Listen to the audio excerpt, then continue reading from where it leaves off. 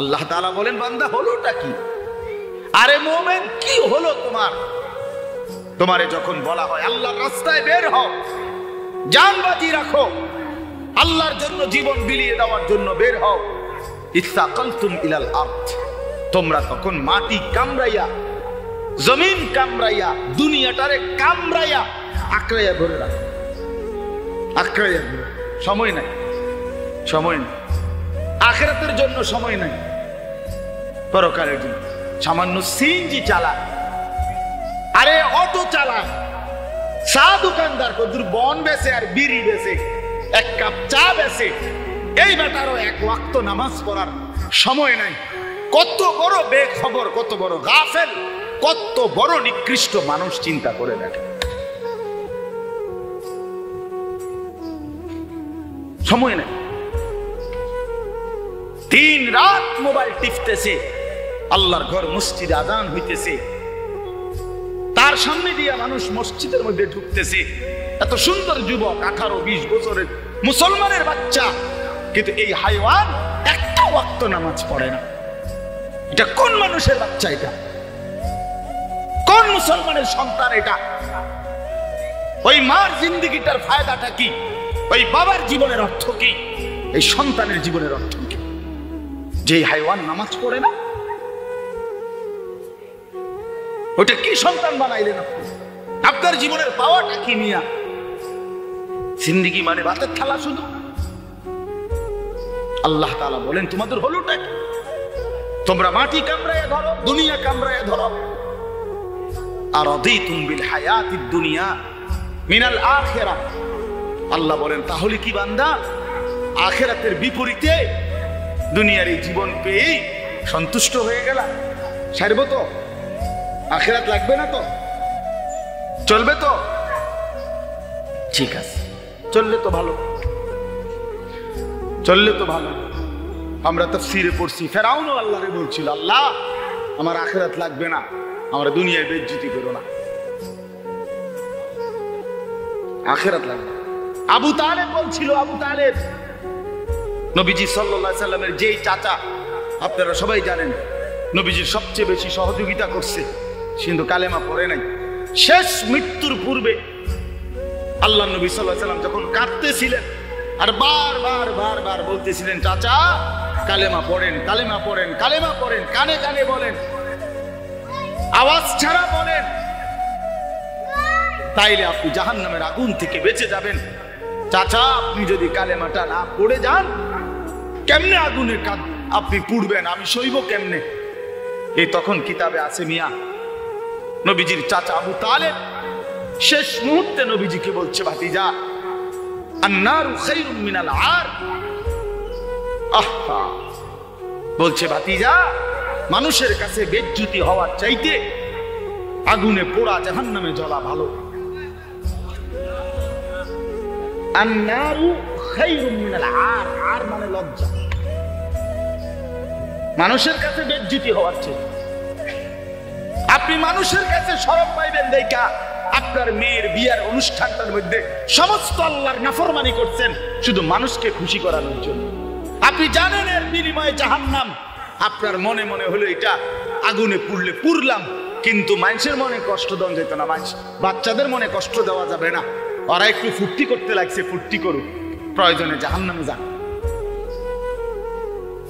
ওরা একটু বেপর্দা হইতে লাগছে, আমার বউ বাচ্চাগুলো হোক হোক, জাহান্নামে যাইবে তো যাক, জাহান্নামে গেলে আর কি করবো, আগুনে পুড়লে কি করবো, তার চাইতে কিন্তু সামাজিক অবস্থান তো ধরে রাখতে হইবে।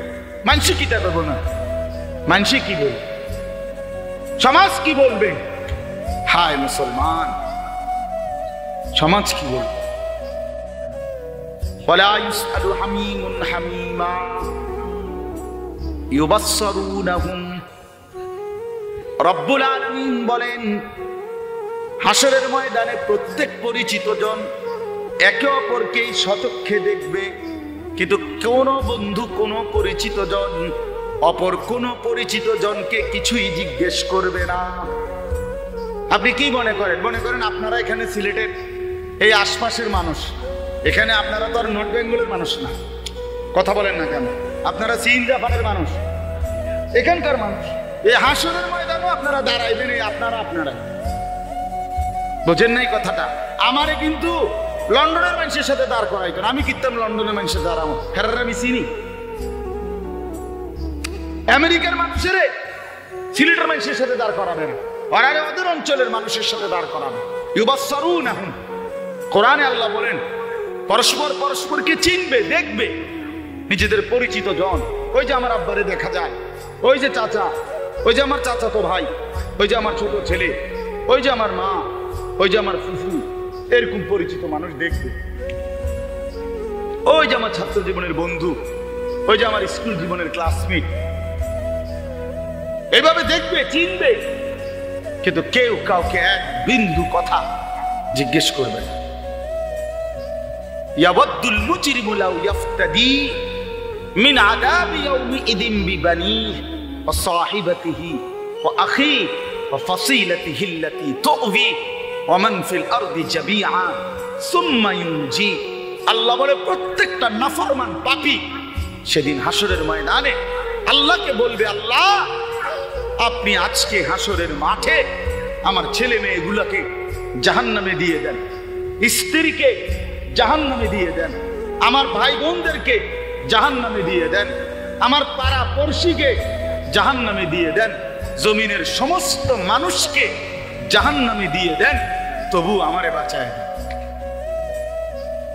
কি পরিমাণ স্বার্থপর, কি পরিমাণ স্বার্থপর! কি হুজুর এটাই তর্জমা? ইয়াওয়াদ্দুল মুজরিমু লাউ ইয়াফতাদি মিন, আল্লাহ ফিদিয়া হিসাবে নেন, ফিদিয়া, ছেলে মেয়েগুলোকে দিয়া দেন জাহান্নামে, ওয়া সাহিবাতিহি, আমার বিবিরে জাহান্নামে দিয়ে আমারে বাঁচায় দেন। আল্লাহ বলবেন কাল্লা, বাটফা, সবখানে বাটফারি না, হাসরের মাঠ, তোমার সিটারির জায়গা, যে দুনিয়া না 30 টাকা দিয়া তুমি ঘুষ দিয়া যাইবা, তুমি কি মনে করছো টাকা 200 দিয়ে ধরাই দিয়া ছুটতে লাইবা? কিতা হাসরের মাঠ, এটা হাসরের মাঠ। কাল্লা, কখনোই না। ইন্নাহা লাযা, আল্লাহ বলে আজকে জাহান্নামের আগুন, লেলিহান আগুনের শিখা ধাউ ধাউ করে জ্বলছে, নাযাআতাল লিশাওয়া। আল্লাহ বলবে নাফরমান এক্ষুনি তোকে জাহান্নামে ফেলা হবে, আর ফেললে প্রথম মিনিটেই তোর শরীরের গোশত চামড়া জাহান্নামের আগুন খসে ফেলে দিবে, ভুনা করে ছিঁড়া ফেলে দেবে। এখন দেখবে বেঈমান, এখন দেখবে কারে সাজদা দেস নাই, কারে সাজদা দেস নাই। এখন দেখবে একটা লাঠি দিয়ে যখন ফেরেশতা জাহান্নামে ফেলবে, তখনই টের পাবি নাফরমান কারে সেজদা দেস নাই, কারে ডাকতে মন চায় নাই, কেন ডাকলা না, কেন নামাজ পড়লা না? যুবক, নওজোয়ান, জওয়ানি নষ্ট করে ফেললা, নারী দেখতে দেখতে, ছবি দেখতে দেখতে, উলঙ্গ দৃশ্য দেখতে দেখতে, ভিন নারীর কথা কল্পনা করতে করতে এমন সুন্দর জীবন মানুষের শেষ করে দেয়। পাগল তুমি, মাথা খারাপ, তার ছিড়া না, মাথা না, নেশাখোর না, গাঁজাখোর বেটা।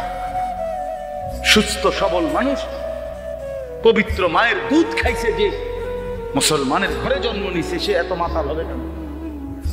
এত পাগল হলো কি লেগা? কি রে বেটা, তুই তো আলতু ফালতু কোনো ঘরে জন্ম নিস নাই বেটা, তো মুসলমানের ঘরে জন্ম নিস। তোর মা মুসলমান, তোর বাবা মুসলমান, তোর বংশধর সবাই মুসলমান, তুমি এত ফালতু হইলা কেন? কি কারণে নষ্ট হইলা? কি কারণে নষ্ট হয়ে গেল? আমি সব সময় চিৎকার দিয়া বলি, 4টি নিয়ামত আল্লাহ আমাদেরকে সর্বশ্রেষ্ঠ দান করছেন। আমাদের আল্লাহ সর্বশ্রেষ্ঠ, আমাদের নবী মুহাম্মদ সাল্লাল্লাহু আলাইহি সাল্লাম সর্বশ্রেষ্ঠ, আমাদের কোরআন সর্বশ্রেষ্ঠ, আমাদের ইসলাম সর্বশ্রেষ্ঠ। কয়টা হইল? 4টি নিয়ামত সর্বশ্রেষ্ঠ যে পেল, এরপরে এতে নষ্ট হইল কেন? কিসের অভাব? এ চরিত্রহীন হলো কেন? কিরে নাফরমান, কি জন্য নষ্ট হলো? কি ছিল না তোমার? তোমার আল্লাহ ছিল, তোমার রাসূল ছিল, তোমার কোরআন ছিল, তোমার ইসলাম ছিল। এত বড় শ্রেষ্ঠতম চারটি নিয়ামত পেয়ে আল্লাহকে বাদ দিলা কেন? আল্লাহকে বাদ দিলা কেন? আল্লাহকে বাদ দিয়ে যে যাকে ধরে আল্লাহ তাআলা বলেন সে একটা মাকড়সা, যে একটা ঘর বানাইছে। অথচ তোমরা সবাই জানো মাকড়সার ঘরটাই হচ্ছে পৃথিবীতে সবচেয়ে দুর্বল। এইটাই আয়াত, এটাই কি মাসালুল লাযীনা ইত্তাখাযু মিন দুনিল্লাহি আউলিয়া কামাসালিল আনকাবুত ইত্তাখাযাত বাইতান ওয়া ইন্না আওহানাল বুয়ুতি লাবাইতুল আনকাবুত। এই আবার কথা শেষ, বুঝছেন?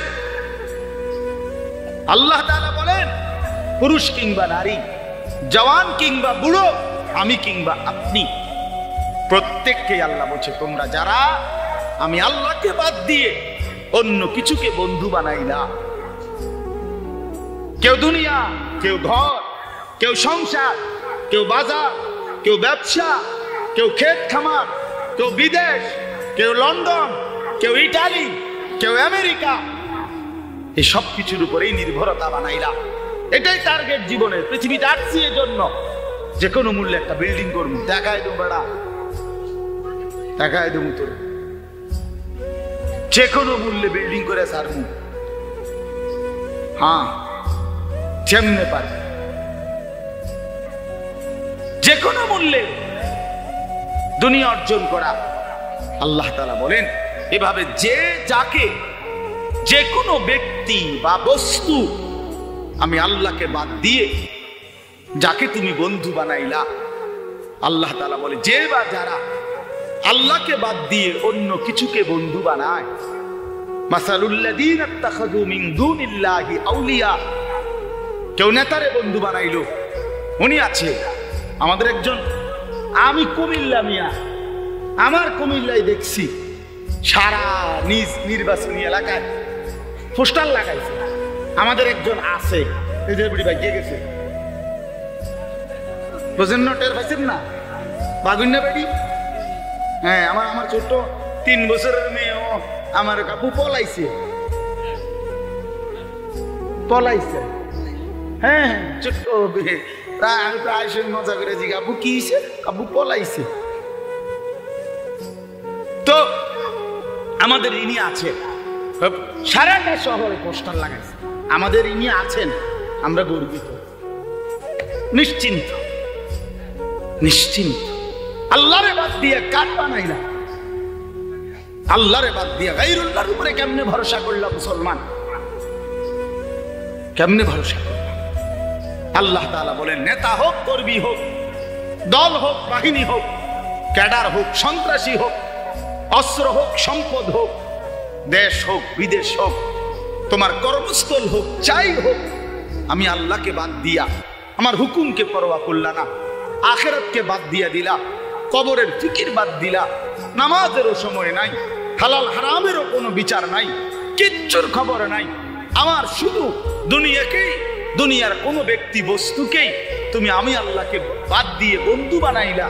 আল্লাহ তাআলা বলেন, কথাটা খেয়াল করেন, যে বা যারা আমি কিংবা আপনি, আল্লাহ বলেন যে বা যারা আমি আল্লাহকে বাদ দিয়ে অন্য কিছুকে বন্ধু বানালো, সে কামাসালিল আনকাবুত, ওই ব্যক্তি মাকড়সার মতো। তুমি আসলে একটা মাকড়সা,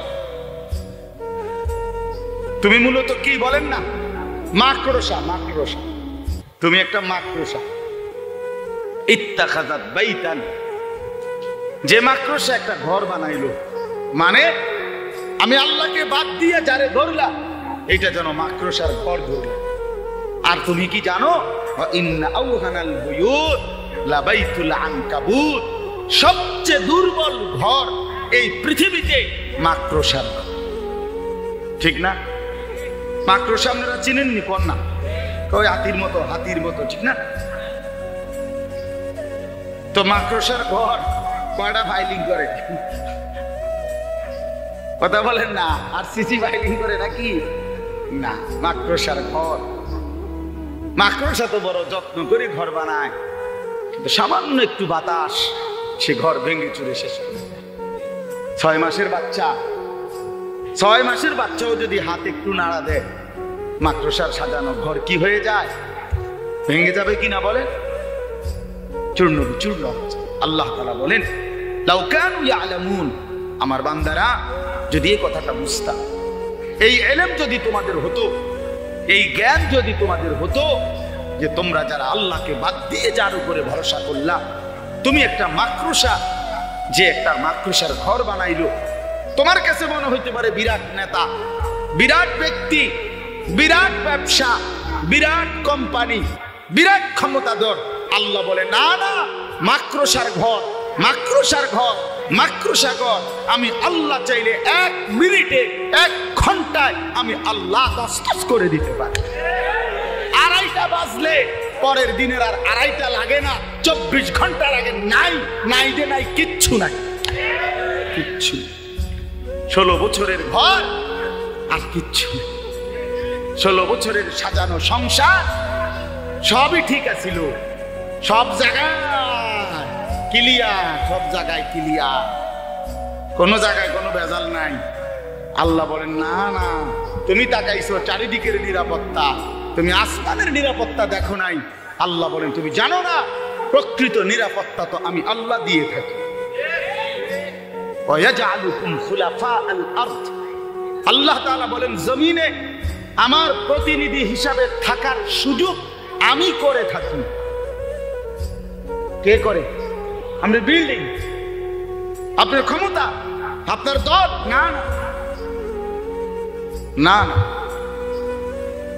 এজন্য আল্লাহ তাআলা বলেন, যুবক ভাই তোমাদেরকেও বলি, একটা জিন্দেগি কেন ভাইয়া মোবাইলটার উপরে জীবনটা সঁপে দিলাম? এই সাথে সমবয়সী কয়েকটা দুষ্ট বন্ধুর খপ্পরে পইরা এত বড় আখিরাতটা ছেড়ে দিলাম এই ফালতু বন্ধুদের কারণে। ওফো, কামটা করলাম, কাজটা করলাম, আল্লাহকে ছেড়ে দিলাম, 1 ওয়াক্ত নামাজ পড়তেও মন চাইল না। আল্লাহ তাআলা এই জন্য বলছেন, বান্দা মনে রেখো আমারে বাদ দিও না। কারে বাদ না দেওয়া? বলেন না কাকে? হ্যাঁ, এজন্য জিন্দেগির সবক এটা। আল্লাহকে বাদ দিয়ে যার উপরে ভরসা করলেন, ব্যক্তি হোক, ঘর হোক, ছেলে হোক, বাজার হোক, ব্যবসা হোক, নেতা হোক, কর্মী হোক, দল হোক, পার্টি হোক, ক্ষমতা হোক, দুনিয়ার যেটার উপরে আপনি ভরসা করবেন, তাকে বাদ দিয়ে মানে আল্লাহকে বাদ দিয়ে মানে আল্লাহর হুকুমের তোয়াক্কা করলেন না, হালাল হারামের তোয়াক্কা করলেন না। আল্লাহ বলল হারাম কিস্তি, আল্লাহ বলল হারাম সুদ, আপনি বললেন না আমি আপনার উপরে ভরসা করি না, আমি আমার সংসারের অভাব পূরণের জন্য কিস্তির উপরে ভরসা করলাম, সুদের উপরে ভরসা করলাম। আল্লাহ তাআলা বললে কিস্তি তো লাও নাই, মাকড়সার ঘর বানাইলা। আর কি বানাইলা? দেখবা সেই ঘর উড়ে যাবে, সে ঘর উড়ে যাবে। ইন্নাল্লাহা ইয়ালামু মা ইয়াদউনা মিন দুনিহি মিন শাই। রব্বুল আলামিন বলেন, নিশ্চয়ই আমি আল্লাহ জানি তোমরা আমি আল্লাহকে বাদ দিয়ে যে যেই কোনো বস্তুকেই ডাক দাও, আমি সব দেখি, সব জানি, সব শুনতে পাই। খাজারে ডাকো আর গাজারে ডাকো, হ্যাঁ, লাল সালুরে ডাকো আর মাছেরে ডাকো, গজার মাছেরে ডাকো আর ইলিশ মাছেরে ডাকো, যাকেই ডাকো বান্দা, যার কাছেই হাজত পূরণ করতে চাও, আমি আল্লাহকে বাদ দিয়ে যার কাছেই তুমি ভিড়ছ, আল্লাহ বলেন আমি সব শুনি, সব জানি, সব দেখি। আল্লাহ বলেন বান্দা শোনো, কিন্তু ওয়াহুয়াল আজিজুল হাকীম, কোন দিকে ডাক দিয়ে লাভ নাই, কোন দিকে চেয়ে লাভ নাই, বরং একমাত্র ক্ষমতাবান শুধুই আমি আল্লাহ। কে? দিলে আমি দেব, না দিলে আমি দেব না। ওই গাছের মধ্যে লাল হুতা বান্ধিয়া জি হইতো না, কথা বলেন না? গাছের গোড়ার মধ্যে লাল সুতা বান্ধিয়া ফুট হবে না। আমার কাছ থেকে চাও, দিলে আমি দেব, না দিলে আমি দেব, আমি দেব। আমি দেব। আমি যাকে চাই ছেলে দেই, আমি যাকে চাই মেয়ে দেই, আমি যাকে চাই ছেলে মেয়ে দুইটাই দেই। ইয়াহাবু লিমান ইয়াশাউ ইনাসা ওয়া ইয়াহাবু লিমান ইয়াশাউ যুকুর। আল্লাহ বলেন আমি যাকে ইচ্ছে করি মেয়ে দেই, আমি যাকে ইচ্ছে করি ছেলে দেই। আও ইউযাব্বিজুহুম যুকরানা ওয়া ইনাসা, আমি যাকে চাই ছেলে মেয়ে দুইটাই দেই। ওয়া ইয়াজআলু মান ইয়াশাউ আকিমা, আমি যাকে চাই একটাও দেই।